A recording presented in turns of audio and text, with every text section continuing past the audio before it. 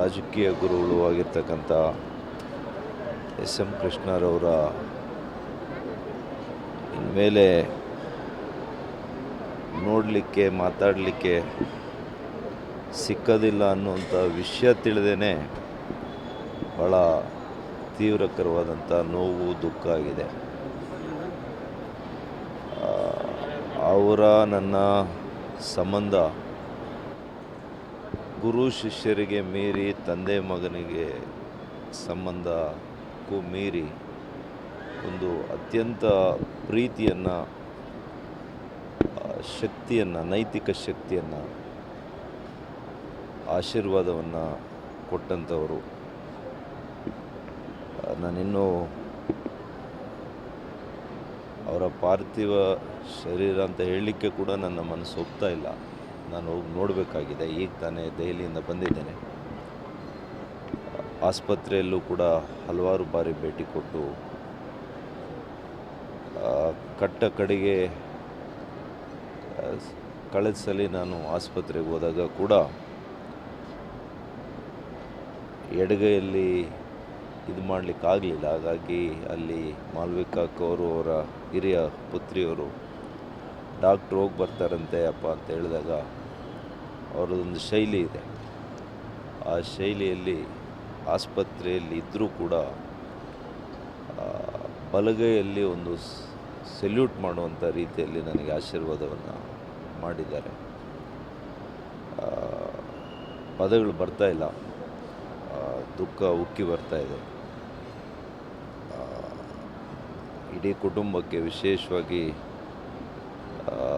ಪ್ರೇಮಮ್ಮನಿಗೆ, ಮಾಲ್ವಿಕಾ ಅಕ್ಕನವ್ರಿಗೆ, ಶಾಂಭವಿ ಅಕ್ಕವ್ರಿಗೆ, ಎಲ್ಲರಿಗೂ ಕೂಡ, ಕುಟುಂಬದ ಎಲ್ಲ ಸದಸ್ಯರಿಗೂ ಕೂಡ, ಅಮರ್ತ್ಯಗೆ, ನಿಶಾನ್ ಅವ್ರಿಗೆ, ಎಲ್ರಿಗೂ ಭಗವಂತ ಶಕ್ತಿಯನ್ನು ಕೊಡಲಿ. ಅವ್ರ ಜೊತೆ ಯಾವಾಗಲೂ ಕೂಡ ಎಸ್ ಎಂ ಕೃಷ್ಣರವರ ಆಶೀರ್ವಾದ ಇರಲಿ. ಕರ್ನಾಟಕದ ರಾಜ್ಯ ಅಂತೂ ಅವರು ಇಟ್ಟಂಥ ಹೆಜ್ಜೆಗಳು, ಅವರು ಕೊಟ್ಟಿರ್ತಕ್ಕಂಥ ಯೋಜನೆಗಳು, ದೈಹಿಕವಾಗಿ ಅವರು ಇಲ್ಲದೆ ಹೋದರೂ ಕೂಡ ಅವರ ಬೆಳಕು, ಆ ಬೆಳಕಿನ ಮೂಲಕ ಲಕ್ಷಾಂತರ ಯುವಕರು ಇವತ್ತು ಬದುಕನ್ನು ಕಟ್ಟಿಕೊಂಡಿದ್ದಾರೆ, ಬೆಂಗಳೂರು ಕಟ್ಟಿದ್ದಾರೆ. ಒಂದು ಕಾಲದ ಬೆಂಗಳೂರನ್ನು ನಾಡಪ್ರಭು ಕೆಂಪೇಗೌಡರು ಕಟ್ಟಿದರೆ, ಈ ದಿನದ ಬೆಂಗಳೂರನ್ನು, ಆಧುನಿಕ ಬೆಂಗಳೂರನ್ನು, ಜಾಗತಿಕ ನಗರ ಬೆಂಗಳೂರಾಗಿ ಪರಿವರ್ತನೆ ಮಾಡಿದಂಥ ಕೀರ್ತಿ ಅದು ಯಾವಾಗಲೂ ಕೂಡ ಎಸ್ ಎಂ ಕೃಷ್ಣರವರಿಗೆ ಸಲ್ಲುತ್ತೆ.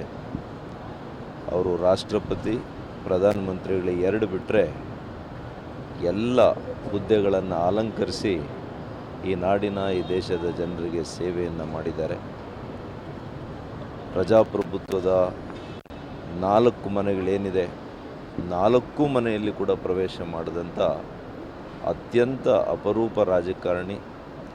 ಒಬ್ಬ ರಾಜಕಾರಣಿ ಮುತ್ಸದ್ದಿನವನ್ನು ಇಟ್ಕೊಂಡು ರಾಜಕಾರಣವನ್ನು ಮಾಡಲಿಕ್ಕೆ ಸಾಧ್ಯ ಅಂತೇಳಿ ನನ್ನಂಥ ಲಕ್ಷಾಂತರ ಯುವಕರಿಗೆ ಸ್ಫೂರ್ತಿಯನ್ನು ಕೊಟ್ಟಿರ್ತಕ್ಕಂಥ ಕೃಷ್ಣರವ್ರ ಬಗ್ಗೆ ಹೇಳಿದರೆ ದಿನಗಳು ಕೂಡ ಸಾಕಾಗಲ್ಲ. ಹಾಗಾಗಿ ನಿಮಗೆಲ್ಲ ಕೂಡ ಕೈ ಮುಗಿತೇನೆ.